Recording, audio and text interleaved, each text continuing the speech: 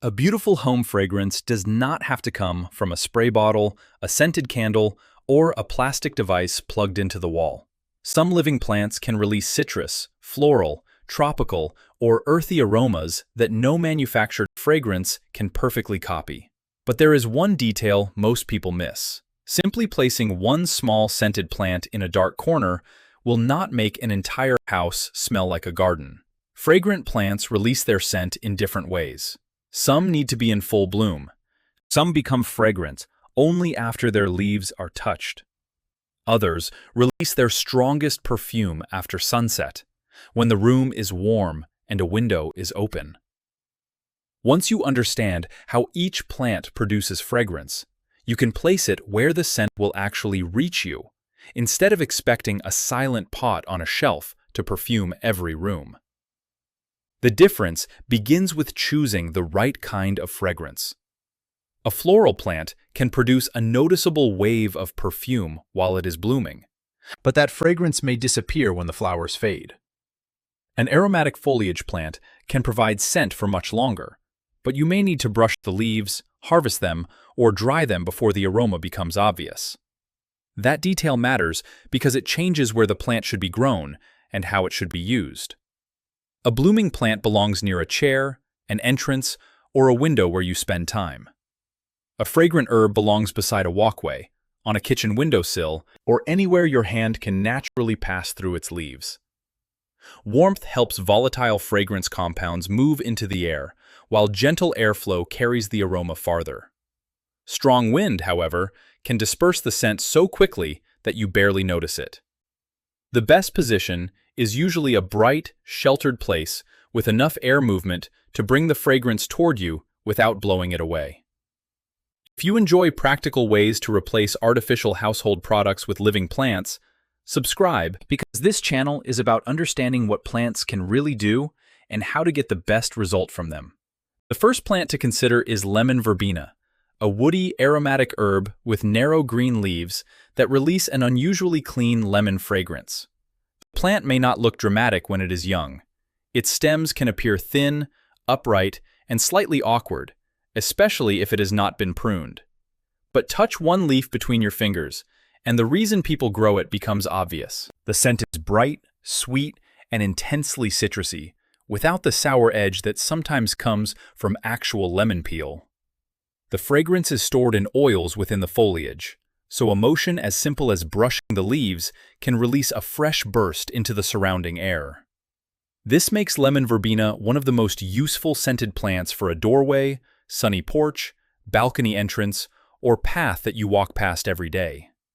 Instead of hiding it on a distant shelf, position the pot where your hand, clothing, or shoulder can gently touch the outer leaves. You do not need to crush the plant each time. Light contact is usually enough to release some fragrance, and harvesting the growing tips encourages a fuller shape. Lemon verbena naturally wants strong light. In a warm climate, it can become a large shrub, while container-grown plants are easier to control and move when temperatures fall. Give it a sunny position and soil that drains freely. Water thoroughly, then allow excess water to escape instead of leaving the roots constantly soaked. The soil should not remain bone dry for long during active summer growth, but a permanently wet root zone can cause decline. Pruning is especially important. Without it, lemon verbena often develops several long stems, with leaves concentrated near the ends. Pinching the tips and harvesting short sections encourages side branches, producing a denser plant with more fragrant foliage. This is one of those plants that often improves when it is used regularly. Take a few leaves for tea, flavored water, desserts, or drying, and the plant responds by producing more shoots. During cool weather, lemon verbena may lose its leaves and look almost dead. Many gardeners panic at this stage, increase watering, and damage a plant that was simply resting. If the stems remain alive, leaf drop can be part of its normal response to lower temperatures and shorter days. Keep it protected from hard frost.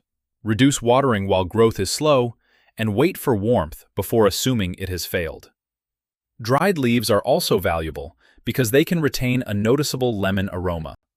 Harvest clean foliage, spread it in a thin layer away from strong direct sunlight, and allow it to dry completely before placing it in a jar or cloth sachet. A small sachet inside a drawer will not perfume an entire building, but it can give linens or a small enclosed area a pleasant citrus scent. One warning from the original version needs correcting. Lemon verbena should not be described as completely pet safe.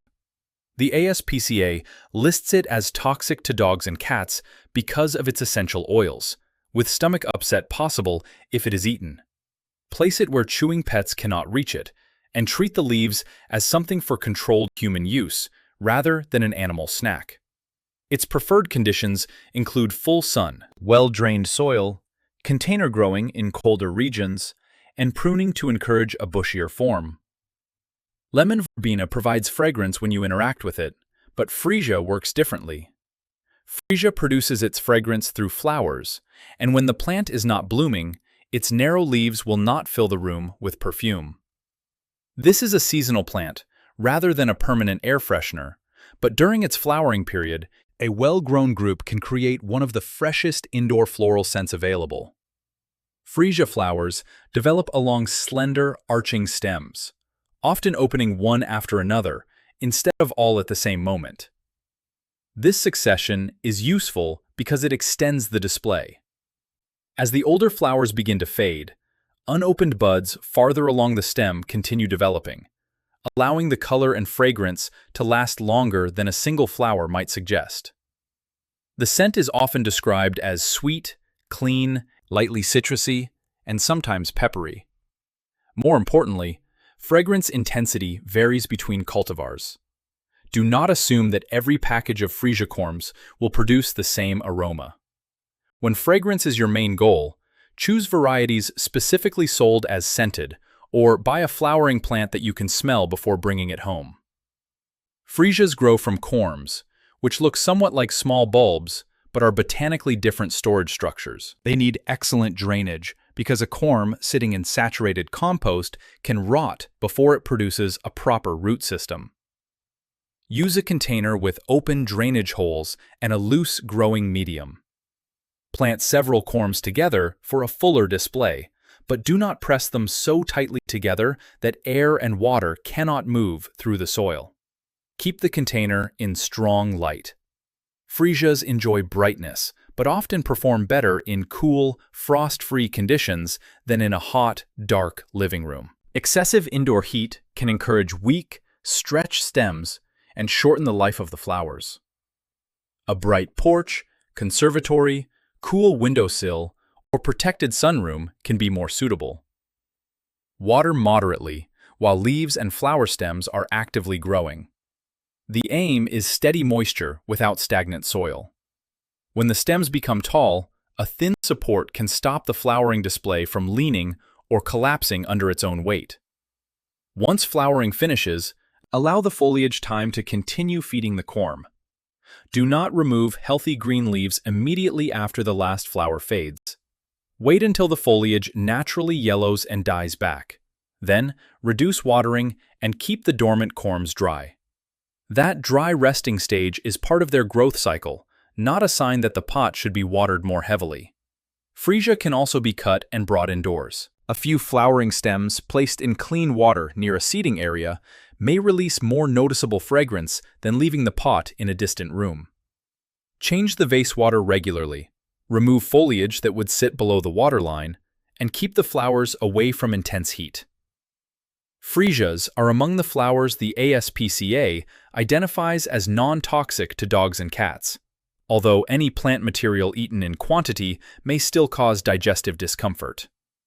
Their corms need frost-free conditions, good drainage, strong light during growth, moderate watering, and a dry dormant period after the foliage dies down. Freesia smells like a cool spring room, while plumeria creates an entirely different atmosphere.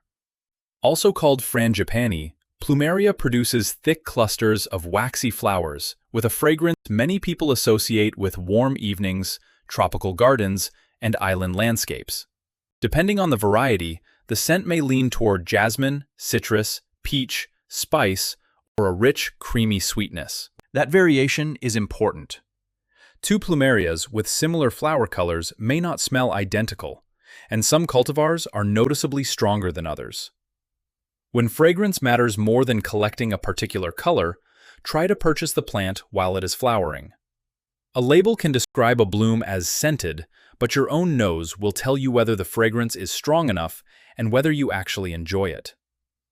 Plumeria is not usually a compact tabletop houseplant. It grows as a branching shrub or small tree, with thick stems, large leaves, and a wide upper structure. In a container, it can be maintained at a manageable size, but it still needs serious light. A dim corner may keep the plant alive for a period, yet it is unlikely to produce the heavy flowering display people imagine. For dependable blooming, plumeria needs as much direct sun and warmth as you can reasonably provide. During the warm season, a sunny patio, terrace, greenhouse, or protected outdoor position is often more effective than an ordinary indoor window. The soil must drain quickly. Water should move through the root zone and leave the pot, rather than collecting around the base. During active growth, water deeply enough to moisten the root ball, then wait until the growing medium has dried noticeably before watering again. Small, frequent sips can keep the lower soil permanently damp without fully hydrating the plant, creating exactly the conditions in which roots begin to decline. Deep watering, followed by a drying interval, better matches the plant's needs. Winter is where many plumerias are accidentally lost. As temperatures cool and daylight decreases, a plumeria may drop most or all of its leaves and enter dormancy. The thick, bare branches can look lifeless, but this resting period is normal for many varieties. A leafless, dormant plumeria uses far less water than one carrying a full canopy in summer. Continuing the summer watering schedule can rot the roots or lower stem. Reduce water sharply during dormancy, keep the plant protected from freezing temperatures, and resume regular watering only when warmth and active growth return. Avoid cutting a healthy dormant plant simply because it looks bare. Scratch a tiny area of outer bark only when necessary to check for living green tissue beneath, and be careful around the sap. Plumeria produces a milky latex that can irritate skin and eyes, so wear gloves when pruning and wash tools afterward. Do not allow children or pets to chew the plant. The best position for fragrance is a warm, sunny location near an entrance, open window, patio chair, or evening seating area. Several open flowers can create a beautiful scent nearby, especially in warm conditions, but one small bloom should not be expected to perfume every room. Let the fragrance collect in a sheltered area instead of placing the plant where strong wind immediately carries it away. Plumeria performs best in full sun and well-drained soil, and is commonly grown in movable containers outside tropical climates.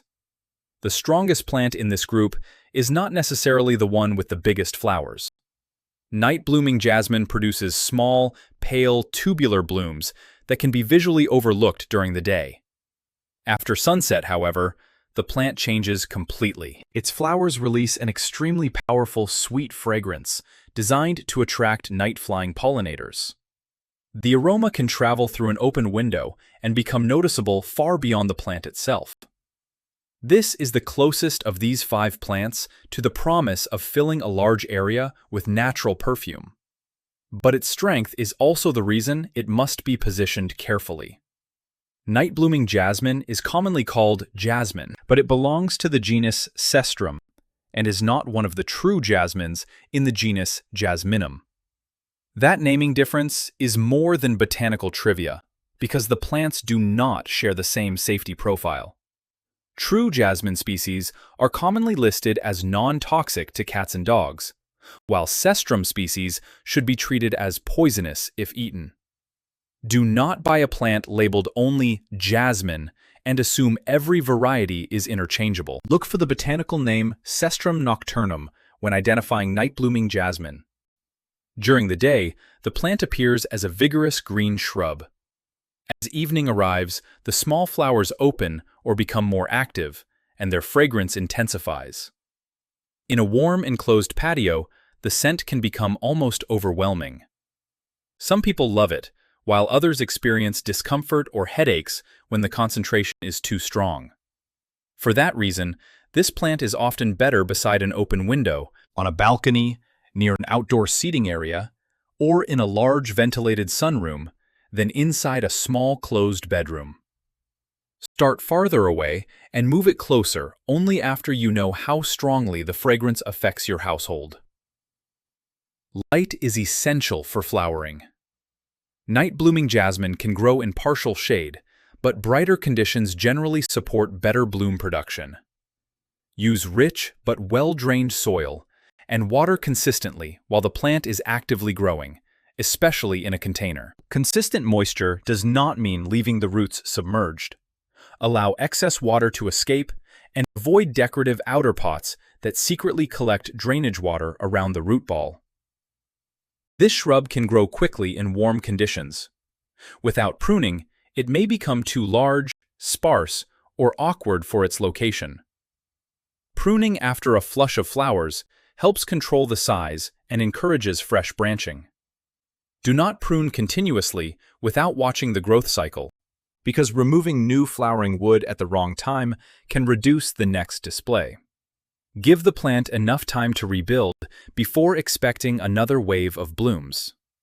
In colder climates, a container allows it to be moved into a frost-free position. Even indoors, it needs a very bright location and enough space for airflow. Also, investigate local guidance before planting it permanently outdoors. Cestrum nocturnum can spread aggressively in some warm regions, and a fragrant ornamental should not be allowed to escape into surrounding natural areas. Most importantly, every part of Cestrum species should be kept away from children, livestock, cats, dogs, and other animals that may chew foliage or berries. North Carolina State Extension warns that all parts are toxic if ingested, while the Missouri Botanical Garden notes that its fragrance may become almost overwhelming indoors. After several sweet floral fragrances, patchouli offers something deeper. Patchouli is a tropical member of the mint family, with broad, textured green leaves and a scent that is earthy, woody, musky, and slightly sweet. People often recognize the aroma from perfume, incense, soaps, or stored fabrics. Yet, a living patchouli plant does not normally project that mature perfume across a room while left untouched. The fragrance is concentrated in the foliage and becomes more obvious when the leaves are rubbed, harvested, dried, or processed. This distinction prevents one of the biggest disappointments with patchouli. Someone buys a small plant, expecting the entire house to smell like incense, places it on a shelf, and assumes something is wrong when the aroma remains subtle. The plant is not failing, its scent must be released. Place patchouli near a spot where you can gently brush the leaves, or harvest mature foliage for drying. Do not repeatedly crush every leaf on the plant, because damaged foliage cannot continue supporting healthy growth. Instead, pinch the growing tips and take selected stems, which encourages the plant to branch. Patchouli naturally prefers warm, humid conditions. It often performs well in bright indirect light or filtered sun, particularly where harsh afternoon sunlight would scorch the soft foliage. Too little light can make it stretched and weak, while intense dry heat can leave the leaf edges damaged. Keep the soil lightly and evenly moist during active growth, but never confuse moisture with stagnant water. A container must drain, and the growing mix should hold some moisture without becoming dense and airless. Patchouli reacts quickly when it becomes very dry, sometimes wilting dramatically, but repeated severe wilting weakens the plant even if it appears to recover after watering. A humid bathroom can work only when it is genuinely bright. Humidity cannot replace light.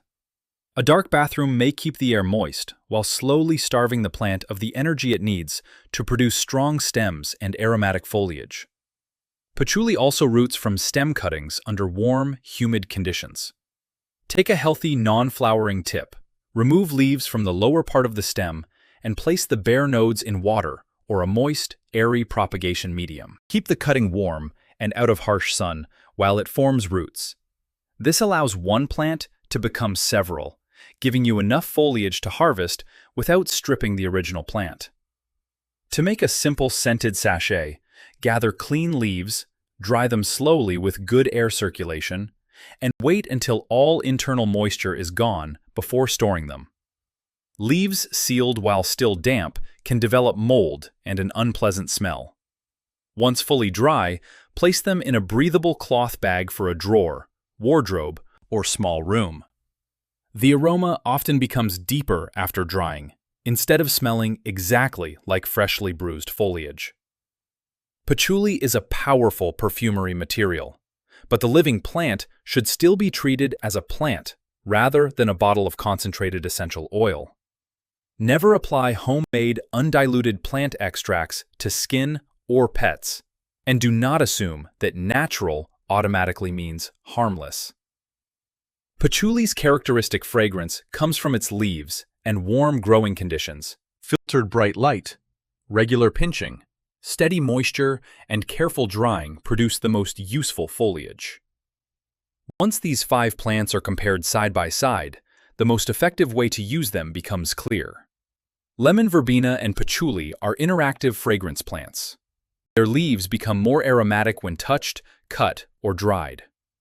Freesia and plumeria produce their strongest scent while flowering, so the quality of the bloom and the location of the plant matter more than the number of leaves. Night-blooming jasmine releases its strongest perfume after dark, and may be powerful enough to need distance and ventilation. Instead of placing every fragrant plant in the same room, match each one to the way you live. Put lemon verbena near a sunny doorway where you will brush it. Keep a flowering freesia near a desk or dining area where its seasonal scent can be appreciated. Let plumeria spend the warm months in the brightest outdoor position available, close enough to an evening seat for its flowers to be noticed. Position night-blooming jasmine near an open window rather than beside the bed. Keep patchouli somewhere warm and bright enough to produce healthy leaves that can be harvested and dried. A sheltered space generally holds fragrance longer than an exposed, windy one, which is why entrances, courtyards, porches, and seating areas are often recommended for fragrant plants.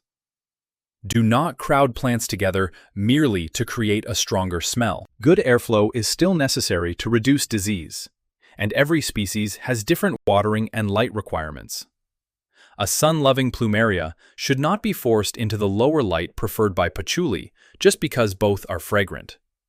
The healthiest plant usually provides the best scent because it has enough energy to produce aromatic foliage or flowers.